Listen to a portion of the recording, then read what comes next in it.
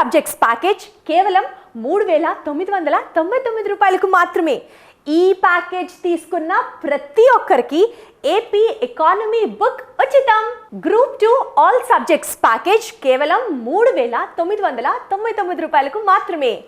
And ఈ package తీసుకున్న ప్రతి ఒక్కరికి ఎస్ఎన్ఎస్ పబ్లికేషన్స్ వారి ఏపీ ఎకానమీ బుక్ ఉచితం.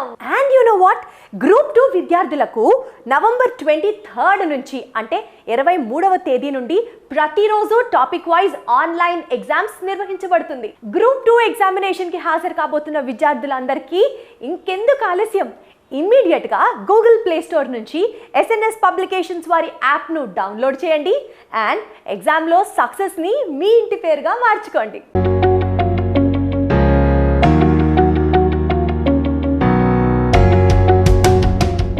Good morning, welcome to SNS publication online classes. గత దశాబ్ద కాలంగా ఏపీ తెలంగాణలో కాంపిటేటివ్ ఎగ్జామ్స్ రాస్తున్న విద్యార్థులకి నాణ్యమైన సమాచారయుక్తమైన పుస్తకాలు అందిస్తూ గ్రామీణ ప్రాంత విద్యార్థుల విజయంలో కూడా కీలక పాత్ర పోషించిన ఎస్ఎన్ఎస్ పబ్లికేషన్ ప్రస్తుతం కోవిడ్-19 అండ్ ఇతర పరిస్థితుల దృష్ట్యా అభ్యర్థుల సౌలభ్యం కోసం ఆన్లైన్ క్లాసెస్ కూడా ప్రొవైడ్ చేస్తుంది. SNS publication website and YouTube and mobile app ద్వారా మీకు కావాల్సిన ఫార్మాట్స్లో సమాచారం అందిస్తూనే ఉంది. ఏపీలో కానిస్టేబుల్ ఎస్ఐకి సంబంధించిన నోటిఫికేషన్ ఇస్తామని అక్టోబర్ 21 పోలీస్ అమరవీరుల సంస్మరణ దినోత్సవం రోజు ముఖ్యమంత్రి జగన్మోహన్ రెడ్డి గారు ప్రకటించడం అండ్ తెలంగాణ ప్రభుత్వం కూడా పోలీస్ అమరవీరుల సంస్మరణ దినోత్సవం సందర్భంగా పోలీస్ ఉద్యోగాలకు సంబంధించిన ప్రకటనకు సంబంధించి ఒక ప్రకటన చేయడం అండ్ ఏపీలో డిఎస్సి కూడా త్వరలో వస్తుంది అని విద్యాశాఖ లాంటి స్టేట్మెంట్స్ రావడంతో ప్రస్తుతం మరో 6 months వరకు ఏపీలో అండ్ తెలంగాణలో కూడా మనకి కాంపిటేటివ్ ఎగ్జామ్ సంబంధించిన ఒక అట్మాస్ఫియర్ అనేది ఫామ్ అయ్యింది. కాంపిటేటివ్ ఎగ్జామ్ ఏదైనప్పటికీ కూడా కామన్గా ఉండే టాపిక్ ఏంటి అంటే కరెంట్ అఫైర్స్. ఇది కొన్ని ఎగ్జామ్స్లో దీని భాగం సింహభాగం ఉండగా మరికొన్ని ఎగ్జామ్స్లో కొంతవరకు అంటే మామూలుగా డిసైడింగ్ ఫ్యాక్టర్ స్థాయి కాకపోయినా కొంతవరకు ఉంది. ఏపీపీఎస్సీ టీఎస్పీఎస్సీ లాంటి ఎగ్జామ్స్ ఏది తీసుకున్నప్పటికీ కూడా కరెంట్ అఫైర్స్ 25 మార్కులు ఉండగా డిఎస్సిలో 20 క్వశ్చన్స్కు 10 మార్కులు అండ్ ఆర్ఆర్బీలో కూడా మంచి మార్కులతో మీకు కరెంట్ అఫైర్స్ అనేది వస్తుంది. ప్రజెంట్ ఇప్పుడు 9 months కరెంట్ అఫైర్స్ మేము రికార్డ్ చేసి మొబైల్ యాప్ ద్వారా అందిస్తున్నాం. ఈ 9 months కరెంట్ అఫైర్స్ అంటే ఫిబ్రవరి నుంచి, బట్ ఇంపార్టెంట్ ఈవెంట్ జనవరి నుంచి కూడా కవర్ చేసుకుంటూ వస్తున్నాం. ఒక రకంగా ఇది నవంబర్ అంటే ఇది 1 year కరెంట్ అఫైర్స్ అనుకొని మరో 6 months వరకు మీరు యూజ్ చేసుకునే అవకాశం ఉంటుంది.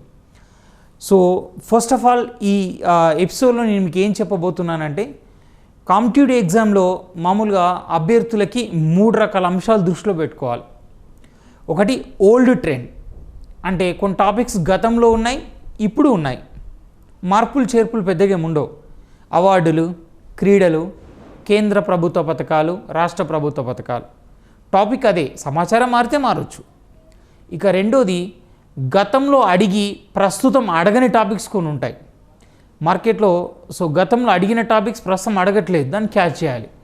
క్యాచ్ చేయాలంటే ఓల్డ్ క్వశ్చన్ పేపర్స్ ఫాలో కావడం కానీ అండ్ సబ్జెక్ట్ ఎక్స్పర్ట్స్ ఎవరైతే ఉంటారో వాళ్ళ అప్రోచ్ ఆఫ్ ప్రిపరేషన్ ఏ విధంగా చేయాలి అని చెప్పే క్లాసెస్ కానీ వినాలి. థర్డ్ ఏంటి అంటే latest trend and specific exam current affairs. Suppose current affairs exam ఏదైనా అదే ఉంటుంది కానీ ఒక్కొక్క ఎగ్జామ్కు మారుతుంది. సపోజ్ ఇప్పుడు ఆర్ఆర్బీ వచ్చారనుకోండి, రైల్వేకి సంబంధించిన కరెంట్ మీద ఎక్కువ స్ట్రెస్ చేయాల్సిందే. అండ్ బ్యాంకింగ్ అనుకోండి, బ్యాంకింగ్ సంబంధించిన టెర్మినాలజీ కరెంట్ అఫైర్స్ మీద ఎక్కువ ఫోకస్ చేయాల్సిందే. ఎస్ఐ కానిస్టేబుల్ అనుకోండి, దానికి సంబంధించిన కరెంట్ అఫైర్స్ ఎక్కువ అప్రోచ్ కావాల్సిందే. అంటే మీకు 100% కరెంట్ అఫైర్స్ అయితే 20% ఎగ్జామ్ బట్టి మారుతూ ఉంటుందన్నమాట. అంటే దాని మీద ఎక్కువ కాన్సన్ట్రేషన్ చేయాలి. అలా ఇప్పుడు రాబోయే exams RRB, SI constable, DSC దృష్టిలో పెట్టుకొని కరెంట్ అఫైర్స్లో ఫస్ట్ అసలు ఏమేమి టాపిక్స్ ఉంటాయి, ఈ మధ్యలో కొత్తగా ఎలా ట్రెండ్స్ వస్తున్నాయి, చదివేటప్పుడు ఎలాంటి టెక్నిక్స్ను ఫాలో కావాలి అని జస్ట్ ఒక బ్రీఫ్ ఐడియా మాత్రం ఇస్తాను. ఇది మొత్తం ఓరియంటేషన్ క్లాస్ అని మీరు అనుకోకూడదు. ఫస్ట్ నేను ఏం చేస్తానంటే ఒక టాపిక్ తీసుకుంటాను. టాపిక్ తీసుకొని దాన్ని ఏ విధంగా చదవాలని చెప్తాను, ఆ తర్వాత మీకు ఎక్స్ప్లెయిన్ చేసుకుంటూ వెళ్తాను. ఫస్ట్ ఆఫ్ ఆల్ 25 మార్కుల కరెంట్ అఫైర్స్లో మీరు ఏది తీసుకున్నప్పటికీ కూడా సో అవార్డ్స్ అనేది ఇంపార్టెంట్ ఏరియా. 3 to 4 మార్క్స్ వస్తుంది. సో ఇది ఈజీ టాపిక్. ఒక అవార్డు అనగానే ఎవరికి వచ్చింది అంటారు. జస్ట్ రాజీవ్ గాంధీ ఖేల్ రత్న అని మాట్లాడగానే మీరేమంటారు? Sir Rohit Sharma, Manika Batra, so Mariyappan Thangavelu, so ఇలాంటి వాళ్ళందరికీ వచ్చింది అని చెప్తారు. సో ఇది ఓల్డ్ ట్రెండ్. ఇది అవార్డు అంటే ఎవరికొరకు వస్తుంది, కానీ అవార్డులు చదివే విధానం 4 రకాలుగా ఉంటుంది. చాలామంది అభ్యర్థులు అంటారు, సార్ ఎగ్జామ్ మీ అద్భుతంగా ప్రిపరేషన్ అయినా కానీ అక్కడ స్కోరింగ్ అవ్వట్లేదని. ఇన్ఫర్మేషన్ ఎక్కడైనా అదే, కానీ దాన్ని ఎగ్జామినేషన్లో ఎలా చదవాలనేది ట్రెండ్ ఇక్కడ. సో చదవడం 90%, ఎగ్జామినేషన్ పాయింట్ ఆఫ్లో చదవడం అనేది మిగతా 10%. సో దాన్ని క్యాచ్ చేయాలంటే సో నాణ్యవంతమైన టెక్స్ట్ బుక్స్ కానీ అండ్ మంచి ఫ్యాకల్టీ ఎక్స్పర్ట్ కానీ మీ దగ్గర ఉండాలి. సో ఫస్ట్ ఆఫ్ ఆల్ అవార్డ్స్ని 4 రకాలుగా చదవాలి. అవార్డ్స్ని 4 రకాలుగా చదవాలి. సో ఫస్ట్ ఇష్యూ ఏంటంటే, సో ప్రతి అవార్డుకి ఒక స్పెషాలిటీ ఉంటుంది, ఒక ప్రత్యేకత ఉంటుంది. సో అది ఏంటి, ఇది జాగ్రత్తగా క్యాచ్ చేయాలి. ఇది ఫస్ట్ కోణం. అంటే మీకు తెలియకుండానే ఒక అవార్డు రాగానే ఆ కోణంలో ఆలోచించాలి. సపోజ్ జ్ఞానపీఠ భారత సాహిత్యంలోని అత్యున్నత పురస్కారం. అండ్ నెక్స్ట్ వచ్చేసి మీకు దాదాసాహెబ్ ఫాల్కే భారత సినిమా రంగంలోని అత్యున్నత పురస్కారం. సో అండ్ ఎన్విరాన్మెంటల్ ప్రైజెస్, రకరకాల ప్రైజెస్ ఉంటాయి కదా. స్పెషాలిటీ ఏంటి, సో హయ్యెస్ట్ ప్రైజ్ మనీ ఉందా, లేదా దానికి ఉన్నతమైన పొజిషన్ ఉందా, దాన్ని చాలా రోజులకు ఒకసారి ఇస్తారా. ఇప్పుడు నెల్సన్ మండేలా ప్రైజ్ ఉంది, సో దాన్ని 5 yearsకి ఒకసారి ఇస్తారు. అట్లాంటి స్పెషాలిటీస్ ఏమైనా ఉంటే అది. సో ఇక సెకండ్ స్పెషాలిటీ తర్వాత సెకండ్ ఇష్యూ ఏంటంటే, దానికి గల ప్రత్యేకమైన అంశాలు కొన్ని ఉంటాయి. దానికి గల ప్రత్యేక అంశాలు, సో ప్రత్యేక అంశాలు అంటాం. సో ఏంటది ప్రత్యేక అంశాలు?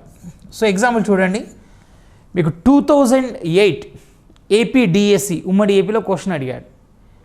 ఈ క్రింది వాణిలో మ్యాథమెటిక్స్ నోబెల్ అని దేన్ని అంటారు అని ఒక క్వశ్చన్ అడిగాడు. ఈ క్రింది వాణిలో మ్యాథమెటిక్స్ నోబెల్ అని దేన్ని అంటారు. సో ఇది క్వశ్చన్. సో మామూలుగా ఏం చేస్తారు, కింద Abel Prize, Fields Medal and ఫ్రిడ్జికర్ ప్రైజ్, ఇట్లా 4 ఆప్షన్లు ఇచ్చాడు. మన వాళ్ళంతా కూడా అబెల్ ప్రైజ్ అన్నారు. సో ఏ బుక్ చూసినా కానీ అబెలే ఉంది కదా, అబెల్ ప్రైజ్ నాకు ఒక క్వశ్చన్ వస్తుంది అనుకున్నారు. కానీ మీ కీ పేపర్ వచ్చేసరికి question wrong, answer fields medal. So చాలామంది ఏమంటారు, సార్ మీ బుక్ చదివినాం దానిలో అబెలే ఉంది, సో ఎగ్జామినేషన్లో కీ ఇష్టం ఉన్నట్టుగా ఇస్తున్నారు అని అంటారు. ఎగ్జామినేషన్లో కాదు, ఫస్ట్ నీ దగ్గర బై హార్డ్ నాలెడ్జ్ ఉందా, అనలిటికల్ నాలెడ్జ్ ఉందా ఇంపార్టెంట్. ఎగ్జాంపుల్ నేను చిన్నగా మీకు ఒక అవగాహన కోసం మాత్రం ఎక్స్ప్లెయిన్ చేస్తాను. టోటల్గా మీకు అవగాహన రావాలంటే మా యాప్ ఫాలో అవ్వండి. మా యాప్లో సో మీకు టోటల్ ఎక్స్ప్లెనేషన్ ఇస్తాను. అబెల్ ప్రైజ్ సో 2002 నుంచి ఇస్తున్నారు. ఫీల్డ్స్ ప్రైజ్ 1930 నుంచి ఇస్తున్నారు. సో అంటే ఓల్డెస్ట్ ప్రైజ్ ఫీల్డ్స్ ప్రైజే, కానీ మనం దేని అంటున్నాం, అబెల్ని అంటున్నాం, మ్యాథమెటిక్స్ నోబెల్ అని. So second issue, Abel prize Niels Henrik Abel అని ఒక వ్యక్తి జ్ఞాపకార్థం ఇస్తున్నాం. నీల్ హెన్రిక్ అబెల్ అని ఒక వ్యక్తి జ్ఞాపకార్థం. సో అదే ఫీల్డ్స్ ప్రైజ్ వచ్చేసి ఇది ఒక వ్యక్తి జ్ఞాపకార్థం కాదు, దీన్ని ఇంటర్నేషనల్ మ్యాథమెటిక్స్ యూనియన్ వాళ్ళు ఇస్తున్నారు. సో దీనికన్నా అదే ప్రామాణికం. ఇది లేటెస్ట్, అది ఓల్డెస్ట్. ఇది ఒక వ్యక్తి జ్ఞాపకార్థం, కానీ ఒక అంతర్జాతీయ సంస్థ ప్రోత్సాహంతో ఇస్తుంది అది. అండ్ దీన్ని ఎవ్రీ ఇయర్ ఇస్తారు, ఏది అబెల్ ప్రైజ్. దీన్ని ఎవ్రీ 4 yearsకి ఒకసారి ఇస్తారు, ఏది ఫీల్డ్స్ మెడల్. ఎందుకు 4 yearsకి ఒకసారి ఇస్తారంటే అంతర్జాతీయ గణిత శాస్త్రవేత్తల సమావేశం ప్రతి 4 yearsకి ఒకసారి జరుగుతుంది కాబట్టి 4 yearsకి ఒకసారి ఇస్తారు. సో ఇప్పుడు ఏ కోణంలో చూసినా మ్యాథమెటిక్స్ నోబెల్ ఫీల్డ్స్ని అనాలి, కానీ మీరు అబెల్ ఆన్సర్ పెడుతున్నారు. ఎందుకు, ఏదో ఒక పలానా బుక్లో అబెల్ ప్రైజ్ను మ్యాథమెటిక్స్ నోబెల్ అంటారని ఉంది కాబట్టి. సో అబెల్ ప్రైజ్ను మ్యాథమెటిక్స్ని అంటారని ఉంటే నువ్వు మామూలు అభ్యర్థివి. దాన్ని ఎందుకు అనరు, దీన్ని ఎందుకు అంటారని తెలిసి నీ దగ్గర వర్త్ఫుల్ సబ్జెక్ట్ ఉందని అర్థం. సో ఇది సబ్జెక్ట్ నేర్చుకునేటప్పుడు సెకండ్ కోణం. సో ఆ తర్వాత సో అవార్డు గ్రహీత అండ్ దానికి సంబంధించిన సమాచారం, సో ఇదంతా కూడా 3వ కోణంలో వస్తుంది. సో ఇక 4వ ఇష్యూ ఏంటి, సపోజ్ ప్రపంచంలో అత్యున్నత అవార్డు అనుకోండి, అది ఇండియాలో ఎవరికి వచ్చింది. ఇండియాలో అత్యున్నత అవార్డు అనుకోండి, సో తెలుగు వాళ్ళకి ఎవరికి వచ్చింది. తెలుగులో అత్యున్నత అవార్డు అనుకోండి, వాళ్ళు ఏ జిల్లా వాళ్ళు, ఏ ప్రాంతం వాళ్ళు, ఇది ఇష్యూ అన్నమాట. ఇప్పుడు ఆస్కార్ అవార్డు ఉంది, ప్రపంచంలోనే అత్యున్నత అవార్డు సినిమా రంగంలో, సో అప్పుడు అది ఇండియాలో ఎవరెవరికి వచ్చిందని చదువుకోవాలి. దాదాసాహెబ్ ఫాల్కే ఉంది, ఇండియాలోనే హయ్యెస్ట్ అవార్డు, తెలుగు వాళ్ళకి ఎవరికి వచ్చింది చదువుకోవాలి. పద్మశ్రీ రీసెంట్గా తెలుగు వాళ్ళకి వచ్చినాయి, ఇప్పుడు దళవాయి చలపతిరావు ఎడ్ల గోపాలరావుకి వచ్చింది, వాళ్ళు ఏ జిల్లా వాళ్ళని చదువుకోవాలి. సో ఇది అవార్డ్స్ని 4 కోణాల్లో ప్రిపేర్ అయ్యే విధానం. మీరు ఏ కోచింగ్ సెంటర్ వెళ్ళినా, ఏ ఫ్యాకల్టీ దగ్గర అప్రోచ్ అయినా అది ఎలా చదవాలో ఎవరు కూడా చెప్పరు. జస్ట్ పద్మ అవార్డ్స్ ఎవరికి వచ్చినాయి, దాదాసాహెబ్ ఫాల్కే ఎవరికి వచ్చింది చెప్తారు. సో అది ఎక్కడైనా ఉంటుంది, బట్ క్లాస్ రూమ్లో నేర్చుకునే విధానంలో వేరియేషన్ ఉంటుంది. సో ఆ వేరియేషన్ మీకు పూర్తి స్థాయిలో కావాలంటే యాప్లో టోటల్ క్లాసెస్ ఫాలో కావాలి. ఇక సెకండ్ ఇష్యూ, ఈ మధ్యలో ఆర్ఆర్బీ ఎగ్జామ్ స్టార్ట్ అవుతుంది కాబట్టి ఆర్ఆర్బీకి సంబంధించిన ఒక అంశాన్ని తీసుకొని దాని ఆర్ఆర్బీకి, డిఎస్సికి, గ్రూప్ 2కి, గ్రూప్ 1 స్థాయి వరకు కూడా ఉపయోగపడేది ఎలా చదువుకోవాలి. ఎప్పుడు కానీ ఇన్ఫర్మేషన్లో తేడా ఉండదు, దాన్ని అప్లై చేసుకునే విధానంలో తేడా ఉంటుంది. రీసెంట్గా 2020 అక్టోబర్ 30th, జస్ట్ ఒక 10 to 15 days back, Indian Railways launched programme that is Meri Saheli. So రీసెంట్గా మనకు ఇండియన్ రైల్వేస్ వల్ల ప్రోగ్రామ్ స్టార్ట్ చేశారు 2020 అక్టోబర్ 30న. That is Meri Saheli. Meri Saheli means నా స్నేహితురాలు అని అర్థం అన్నమాట. This programme completely design for women protection in travelling. So ప్రయాణ సమయంలో మహిళలకు రక్షణ ఇవ్వాలి. మహిళలు ఈ మధ్యలో లైంగిక వేధింపులకు గురవుతున్నారు. సో మహిళల లైంగిక వేధింపులకు వ్యతిరేకంగా మీటూ ఉద్యమం కూడా వచ్చింది ప్రపంచవ్యాప్తంగా. సో మన దగ్గర కూడా మీటూ, ఇండియాలో తెలుగు రాష్ట్రాల్లో కూడా మీటూ ఉద్యమం ఒక స్థాయిలో నడిచింది. మహిళలు ఎక్కువగా ట్రాన్స్పోర్టేషన్ టైంలో లైంగిక వేధింపులకు గురవుతున్నారు కాబట్టి వాళ్ళకు సెక్యూరిటీ ఉండాలి అనే కోణంలోనే మేరీ సహేలీ వచ్చింది. ఇప్పుడు నీకు మేరీ సహేలీ అర్థం కావాలంటే కాన్సెప్ట్ ఎక్కడి నుంచి వచ్చిందో చెప్తాను వినండి. తెలంగాణ ప్రభుత్వం 2014 జూన్ 2న తెలంగాణ ఏర్పడగానే, సో తెలంగాణ ప్రభుత్వం మనకి 2014 అక్టోబర్ 24న ఒక ప్రోగ్రామ్ స్టార్ట్ చేసింది. సో దట్ ఈజ్ ఏంటంటే షీ టీమ్స్. ఈ షీ టీమ్స్ అనే కాన్సెప్ట్ని మనకి సింగపూర్ నుంచి తీసుకున్నారు. ఒక షీ టీంలో 5 పోలీసులు ఉంటారు. ఆ 5లో ఒకరు ఎస్ఐ కంపల్సరీ అండ్ 5లో ఎవరో ఒకరు మహిళ కంపల్సరీ ఉండాలి. వీళ్ళు డయల్ 100కి వచ్చే కాల్స్ తీసుకుంటారు. తమకు పర్సనల్ వాట్సాప్ నెంబర్ ఉంటుంది. సో దానికి వాళ్ళు కంప్లైంట్ చేసినా రెస్పాండ్ అవుతారు. అండ్ వాళ్ళకి చెస్ట్ కెమెరాస్ ఉంటాయి. రద్దీ ప్రదేశాల్లో తిరుగుతూ ఎవరైనా మహిళల పట్ల అనుచితంగా ప్రవర్తిస్తే సో ఇమ్మీడియట్గా రెస్పాండ్ అయ్యి దాన్ని రికార్డ్ చేసి ఆ అనుచితంగా ప్రవర్తించిన మేల్ పర్సన్ ఎవరైతే ఉన్నారో ఆయన స్టేషన్కి తీసుకెళ్ళి వాళ్ళ ఫ్యామిలీ మెంబర్స్ సమక్షంలో కౌన్సిలింగ్ ఇస్తారు. ఒకవేళ సెకండ్ టైం కనుక రిపీట్ అయిందనుకోండి, సో అప్పుడు ఆ వ్యక్తి మీద నిర్భయ చట్టం కింద కేసు పెట్టడం జరుగుతుంది. సో ఇక్కడ మహిళలకు హెల్ప్ లైన్ ఉంది అండ్ వీడియో రికార్డింగ్ చేస్తున్నారు అండ్ కౌన్సిలింగ్ ఇస్తున్నారు. ఇలా అన్ని రకాల ప్రొటెక్షన్స్ ఇవ్వడం జరుగుతుంది. సో ఇది ఫస్ట్ తెలంగాణలో వచ్చింది. సో తెలంగాణ ప్రభుత్వం ఎప్పుడైతే షీ టీమ్స్ ప్రవేశపెట్టిందో సక్సెస్ అయింది. దాంతో ఇమ్మీడియట్గా ఏపీ ప్రభుత్వం శక్తి టీమ్స్ అని ప్రవేశపెట్టింది. శక్తి టీమ్స్ ఏపీలో వచ్చినాయి.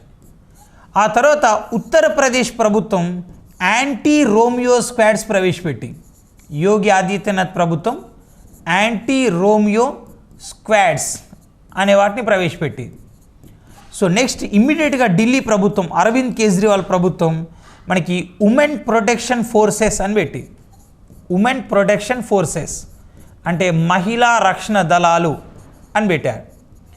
సో నెక్స్ట్ టైం మనకి అస్సాంలో నార్త్ ఈస్ట్ రైల్వే ఏదైతే ఉందో, సో అస్సాంలో రైల్వే శాఖ వాళ్ళు కామాఖ్య రైల్వే స్టేషన్లో జాయిమతి బాహిని అనే ప్రోగ్రాం పెట్టారు. జాయిమతి బాహిని ఇది అస్సాంలోని కామాఖ్య రైల్వే స్టేషన్లో స్టార్ట్ చేస్తారు పైలట్ ప్రాజెక్టుగా. అంటే ఒక బృహత్తర పథకాన్ని దేశవ్యాప్తంగా స్టార్ట్ చేస్తే ఏమన్నా లోటుపాట్లు ఉంటాయి అని అనుకున్నప్పుడు సో దాన్ని ఒక దగ్గర స్టార్ట్ చేసి లోపాలు సవరించుకొని విస్తరిస్తారు. జాయిమతి బాహిని అస్సాంలోని కామాఖ్య రైల్వే స్టేషన్లో వచ్చింది. So according to Hindu mythology 18 శక్తిపీఠాస్ ఉన్నాయి. దానిలో కామాఖ్య శక్తిపీఠం ఒకటి, అక్కడ స్టార్ట్ చేశారు. మరి దానికి జాయిమతి అని ఎందుకు పేరు పెట్టారు? అస్సాం పురాతన పేరు కామరూప, దానికన్నా పురాతన పేరు అహోమ్. అహోమ్ అనేది రాజ్యంగా ఉన్నప్పుడు దాన్ని పాలించిన రాణి జాయిమతి. సో అసోంను పాలించిన రాణి కాబట్టి చాలా ధైర్యవంతురాలు కాబట్టి అక్కడి మహిళల్లో ధైర్యం నింపడం కోసం ఈ ప్రోగ్రాం తీసుకొచ్చారు. సో అప్పుడు ఆ భారత రైల్వే శాఖ ఏం చేసింది, సో ఇలా కాకుండా ఇంకా పూర్తి స్థాయిలో మహిళల రక్షణ ఉండాలి, రైల్వే స్టేషన్ కాదు, జర్నీ నడుస్తున్నంతసేపు రక్షణ ఉండాలి. సో అని మనకు రీసెంట్గా October 30th 30 రోజు సో మనకి భారత రైల్వే శాఖ మేరీ సహేలి అనే ప్రోగ్రాం తీసుకొచ్చింది. మేరీ సహేలి ఇక్కడ 2020 సెప్టెంబర్లో ఈ పథకాన్ని పైలట్ ప్రాజెక్ట్గా హుబ్బళ్ళి రైల్వే సబ్ డివిజన్లో స్టార్ట్ చేశారు. ఆ తర్వాత దాన్ని దేశవ్యాప్తంగా October 30 నుంచి విస్తరించుకుంటూ వచ్చారు. ఇక్కడ ఏం చేస్తారు, మేరీ సహేలీలో మనకి రైల్వేలో మామూలుగా టికెట్ కలెక్టర్ ఈ రిజర్వేషన్ చేసుకున్న వాళ్ళందరి డీటెయిల్స్ తీసుకొని వస్తారు. ఇక్కడ రైల్వే ప్రొటెక్షన్ ఫోర్స్ ఆర్పిఎఫ్ వాళ్ళు ఏం చేస్తారంటే ఉమెన్ పోలీసులు ఉంటారు అందులో, వాళ్ళు ఓన్లీ లేడీస్ ట్రావెలర్స్ ఎవరైతే ఉన్నారో వాళ్ళ డీటెయిల్స్ తీసుకొని వస్తారు. సో ఆ పర్సన్ వచ్చారా రాలేదా అండ్ వచ్చినట్టుంటే సీట్లో ఉన్నారా అండ్ వాళ్ళ చుట్టుపక్కల ఎటువంటి వ్యక్తులు ఉన్నారో పరిశీలిస్తారు. ఆ ట్రైన్ జర్నీ కంప్లీట్ అయ్యేదాకా వాళ్ళకు లుక్ చేస్తుంటారు. అండ్ జనరల్ బోగీస్లో కూడా లేడీస్ పోలీసులు అప్పుడప్పుడు చేస్తూ ఉంటారు. అలా మహిళలు ట్రైన్లో ఎక్కి నుంచి దిగేదాకా వాళ్ళకు ఒక ప్రొటెక్షన్ ఇస్తారన్నమాట. ఇప్పుడు ఈ విధంగా చదువుకోవడంలో వచ్చే బెనిఫిట్ ఏంటి అంటే నీకు కంప్లీట్ మహిళల రక్షణ అనే అంశం మీద నీకు ఒక ఐడియా వచ్చింది. అసలు ఎక్కడ స్టార్ట్ అయింది, తెలంగాణ. దేశంలో మనకి 28 రాష్ట్రాల్లో ఉండి ఒక 5 రాష్ట్రాల పథకాలు వచ్చినాయి. ఇంకా మీ క్లాస్ రూమ్లో ఎక్కువ డీటెయిల్ జస్ట్ నీకు డెమో పర్పస్లో కాబట్టి ఒక ఐడియా ఇస్తున్నాను. సో ఇప్పుడు రైల్వే శాఖది వచ్చింది, రాష్ట్ర ప్రభుత్వాలది వచ్చింది, టోల్ ఫ్రీ నెంబర్ వచ్చినాయి, ఇవన్నీ వచ్చినాయి. సో కాబట్టి చదువుకోవడంలో వేరియేషన్. సో అది పర్ఫెక్ట్గా ఉండాలంటే సో ఎలా ఉండాలని ఒక జస్ట్ ఉదాహరణ, ఓ స్కీమ్ ఇది. సో ఆ తర్వాత స్పోర్ట్స్, మీకు ఎగ్జామ్ ఏది తీసుకున్నా కానీ 2 మార్క్స్ స్పోర్ట్స్ నుంచి వస్తాయి. ఈవెన్ ఆర్ఆర్బీ వాళ్ళకు కూడా స్పోర్ట్స్ నుంచి క్వశ్చన్లు వస్తాయి. సో లాస్ట్ ఆర్ఆర్బీ ఎగ్జామ్లో 2018 ఫీఫా వరల్డ్ కప్లో గోల్డెన్ గ్లోవ్ గెలుచుకున్న క్రీడాకారుడి పేరేంటి అన్నాడు, అది కూడా స్పోర్ట్సే. సో జస్ట్ మీకు ఇద్దరు స్పోర్ట్స్ పరం నుంచి నేను ఇక్కడ ఎక్స్ప్లెయిన్ చేస్తాను. So Rafael Nadal is a well known tennis player. So belongs to Spain. So స్పెయిన్లో పుట్టాడు కాబట్టి ఈయన స్పెయిన్ బుల్ అంట, ఎందుకంటే మనకు స్పెయిన్ జాతీయ క్రీడ బుల్ ఫైట్ కాబట్టి సో ఇతనే స్పెయిన్ బుల్ అని పిలుస్తుంటారు. రఫెల్ నాదల్ మామూలుగా ఇతను ఒక టెన్నిస్ ప్లేయర్. చాలామంది అభ్యర్థులు ఏం చేస్తారు, సార్ హైయెస్ట్ 20 గ్రాండ్ స్లామ్లు గెలుచుకున్నాడు, రోజర్ ఫెదరర్తో సమానంగా గెలుచుకున్నాడు, సో ఇలా చెప్తారు. ఇది కాదు, ఒక పర్సన్ సంబంధించిన ఇన్ఫర్మేషన్ ఒక సబ్జెక్టివ్ మెథడ్లో చదవాలి. సో ఫ్యూచర్లో రఫెల్ నాదల్ తర్వాత ఇంకో పర్సన్ గెలుచుకొని ఉండొచ్చు, కానీ మారేది రఫెల్ నాదల్ ప్లేస్లో ఒకరు వస్తారు, సబ్జెక్టు మారదు. సో దీన్ని ఎలా నేర్చుకోవాలి, మామూలుగా టెన్నిస్లో తీసుకుంటే అత్యున్నత టోర్నీని ఏమంటారంటే గ్రాండ్ స్లామ్ టోర్నీ అంటారు. టెన్నిస్లో 4 గ్రాండ్ స్లామ్లు ఉంటాయి. So first one Australian open, Australian. ఆ తర్వాత French open, French. So next వచ్చేసి మనకి Wimbledon open, Wimbledon open. So next వచ్చేసి యుఎస్ ఓపెన్. చాలామంది అభ్యర్థులు అనుకుంటారు చాలా సిల్లీ కదా ఇది కూడా ఎందుకు రాయన్నాడు, కానీ దీనిలోకి వెళ్ళి క్వశ్చన్ ఎలా అడుగుతాడో చూడండి. ఆస్ట్రేలియన్ ఓపెన్ ఎవ్రీ టైం జనవరిలో జరుగుతుంది. ఫ్రెంచ్ ఓపెన్ మార్చ్ ఆర్ ఏప్రిల్లో జరుగుతుంది. సో వింబుల్డన్ ఓపెన్ సో నీకు మే లాస్ట్ వీక్ ఆర్ జూన్ లేదా జూన్ జూలైలో జరుగుతుంది. యుఎస్ ఓపెన్ సో నీకు ఎప్పుడు వచ్చేసి ఆగస్ట్ లేదా సెప్టెంబర్లో జరుగుతుంది. ఈ సంవత్సరం due to corona schedule disturb అయింది అనుకోండి. ఇది అందరికీ తెలిసిందే, కానీ దీన్ని బ్యాంకింగ్ ఆర్ఆర్బీ ఎగ్జామ్స్లో ఎలా అడుగుతాడు చూడండి. బ్యాంకింగ్ ఆర్ఆర్బీ ఎగ్జామ్స్లో దీన్ని ఎలా అడుగుతాడు, టెన్నిస్లో జరిగే గ్రాండ్ స్లామ్లను 4 వరుసగా అమర్చండి అంటాడు. జిగ్జాగ్ ఇస్తాడు, కింది పైన పైన కింది ఇస్తాడు, లేదా ఏలో 4 ఇస్తాడు, బీలో 4 వరుస డిస్టర్బ్ చేసుకుంటూ ఇచ్చి దీనిలో వరుస క్రమాన్ని గుర్తించని అంటాడు. ఇది నీకు ఎస్ఐ కానిస్టేబుల్లో గ్రూప్ 2లో డిఎస్ లెక్క రాదు, ఓన్లీ ఆర్ఆర్బీ బ్యాంకింగ్ ఎగ్జామ్స్లోనే వస్తుంది. సో ఇది రఫెల్ నాదల్ నేర్చుకునేటప్పుడు రాదు, సబ్జెక్ట్ నేర్చుకుంటూ వస్తుంది. అందరు క్రీడలు అనగానే టోర్నీ ఎవరు, గెలిచిన వాళ్ళు ఎవరు అంటారు, మ్యాన్ ఆఫ్ ది మ్యాచ్ ఎవరు, ఇది కాదు. సబ్జెక్ట్ గ్రాస్ రూట్ నుంచి కూడా క్వశ్చన్లు వస్తాయి, దాన్ని చేయగలగాలి. సో ఇది ఇది దీన్ని రెండోది. ఇంకా సెకండ్ ఇష్యూ కనుక తీసుకున్నట్టుంటే సో ఏ విధంగా అడుగుతున్నాడంటే మామూలుగా ఇది వరుస క్రమం, అంటే ఎప్పుడెప్పుడు జరుగుతుంది ఏం జరుగుతుంది ఒక ఐడియా ఇచ్చాం కదా. ఇప్పుడు చూడండి, మనకు ఆస్ట్రేలియన్ ఓపెన్ మనకి 1905 సంవత్సరం నుంచి జరుగుతుంది. ఫ్రెంచ్ ఓపెన్ 1891 నుంచి జరుగుతుంది. వింబుల్డన్ ఓపెన్ 1877 నుంచి జరుగుతుంది. యుఎస్ ఓపెన్ 1881 నుంచి జరుగుతుంది. ఇప్పుడు ఆర్ఆర్బీ, ఎస్ఐ కానిస్టేబుల్ అండ్ తర్వాత బ్యాంకింగ్ ఎగ్జామ్స్లో చాలాసార్లు అడిగిన క్వశ్చన్ ఏంటంటే which is the oldest grand slam in tennis అన్నాడు. టెన్నిస్లో అత్యంత పురాతన క్రీడ ఏంటి అన్నాడు. అత్యంత పురాతన క్రీడ ఏమవుతుంది? వింబుల్డన్ అవుతుంది. సో ఇది ఒక పర్సన్ గురించి నేర్చుకున్నప్పుడు రావట్లేదు, సబ్జెక్ట్ నేర్చుకున్నప్పుడు వస్తుంది. అంటే సబ్జెక్ట్ లెవెల్ ఎలా క్వశ్చన్లు వస్తాయి కాబట్టి ప్రతి సబ్జెక్ట్ను కూడా టాపిక్ వైజ్ కాకుండా సబ్జెక్ట్ లెవెల్లో చదువుకుంటూ వెళ్ళాలి ప్రతి టాపిక్ని. సో ఇప్పుడు మూడో కోణం, ఇది ఎగ్జామ్లో రాకపోవచ్చు కానీ సబ్జెక్ట్ నేర్చుకోవాలంటే నీకు దీని మీద అవగాహన ఉండాలి. చాలా పేపర్లో వస్తుంది, రఫెల్ నాదల్ కెరీర్ స్లామ్ గెలుచుకున్నాడు, లేదా రోజర్ ఫెదరర్ గోల్డెన్ స్లామ్ గెలుచుకున్నాడు అని వస్తుంది. మామూలుగా మీరు పేపర్ చదువుతారు, పేపర్ చదివిన తర్వాత సరే నేను రోజు పేపర్ చదువుతున్నా నాకు గుర్తుండట్లేదు అంటారు. పేపర్ చదవడం వేరు, టెర్మినాలజీ తెలుసుకోవడం వేరు. టెర్మినాలజీ ఉంటుంది.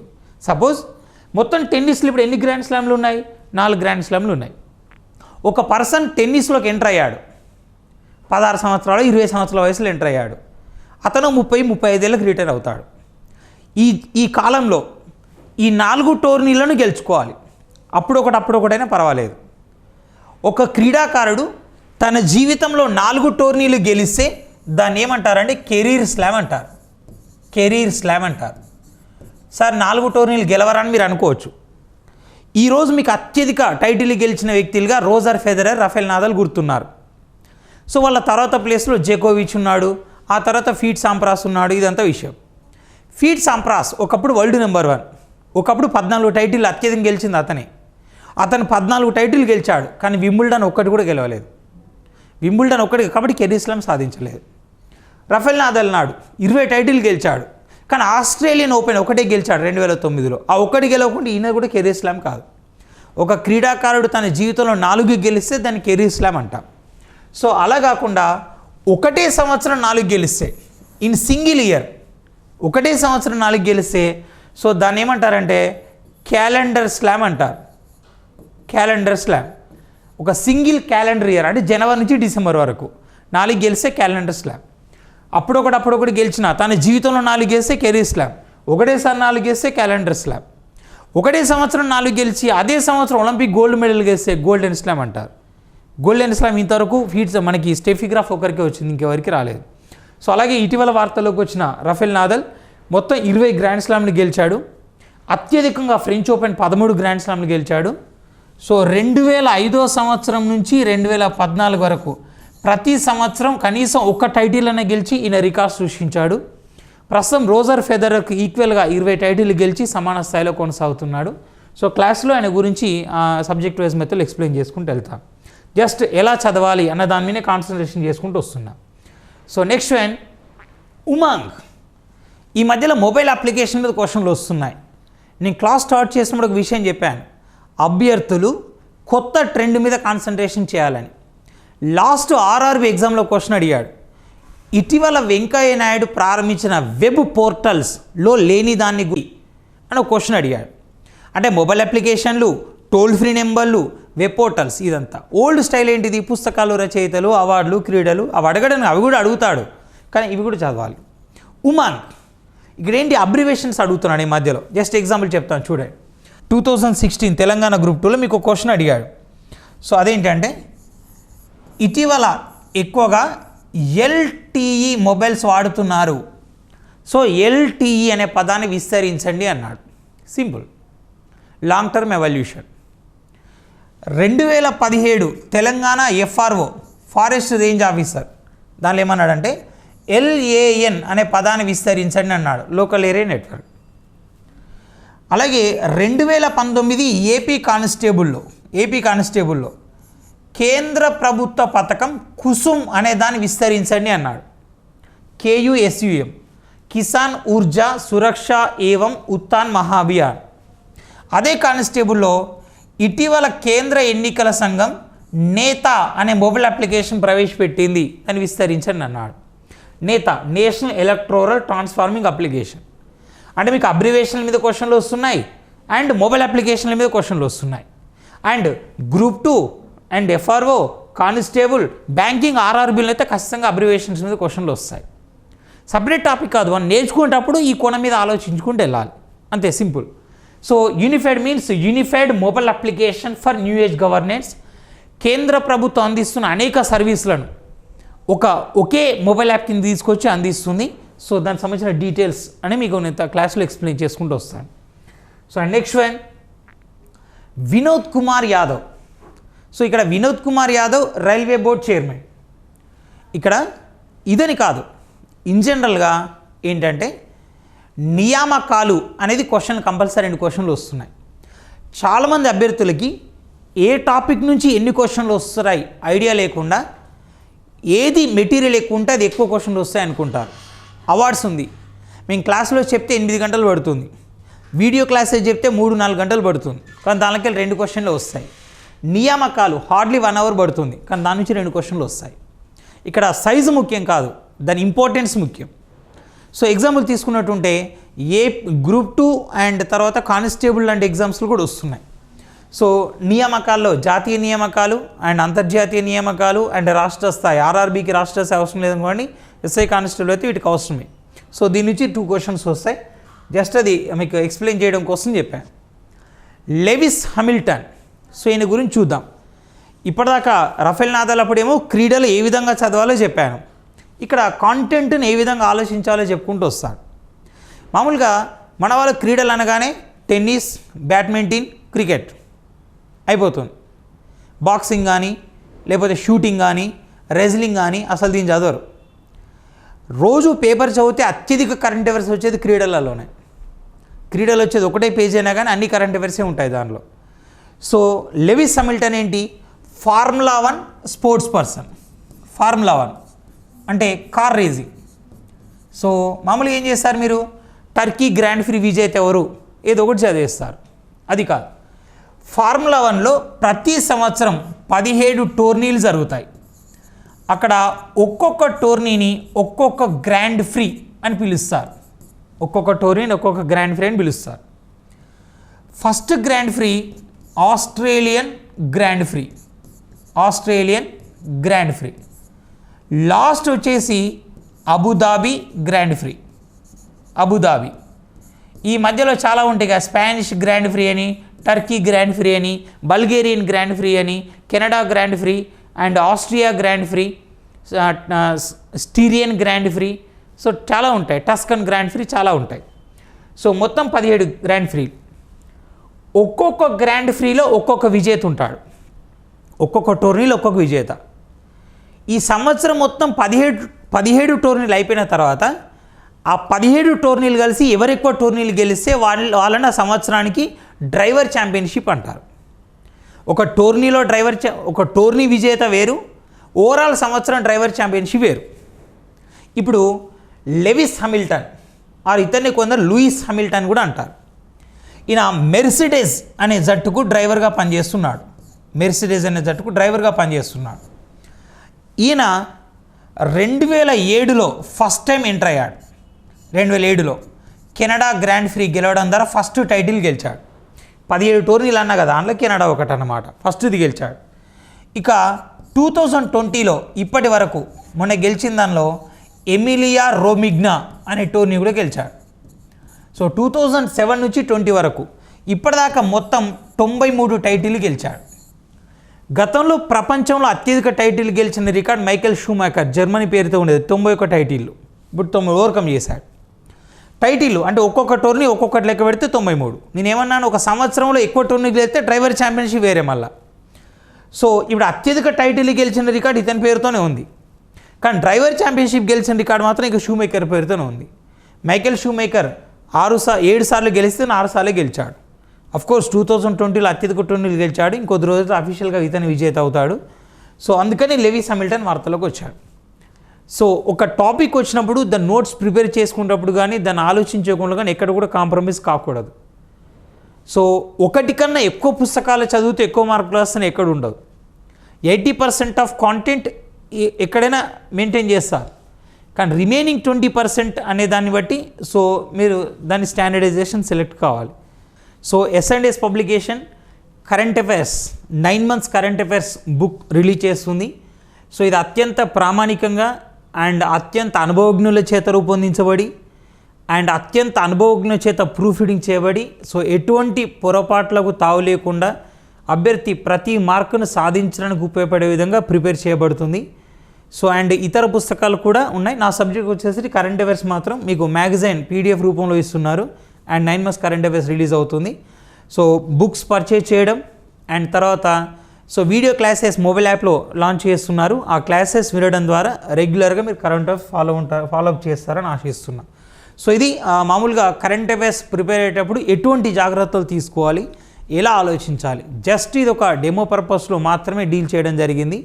సో టోటల్ ప్రతి సబ్జెక్ట్లో మీకు మాస్టర్ నాలెడ్జ్ రావాలంటే సో S&S పబ్లికేషన్ యాప్ను డౌన్లోడ్ చేసుకొని సో దానిలో అప్లోడ్ చేస్తున్న కరెంట్ అఫైర్స్ని మీరు రెగ్యులర్గా ఫాలో అప్ చేసినట్టుంటే సో కరెంట్ అఫైర్స్లో సమర్థవంతమైన మార్కులు తీసుకురాగలుగుతారు అండ్ ఎగ్జామ్లో సక్సెస్ కాగలుగుతారు. So thank you, all the best.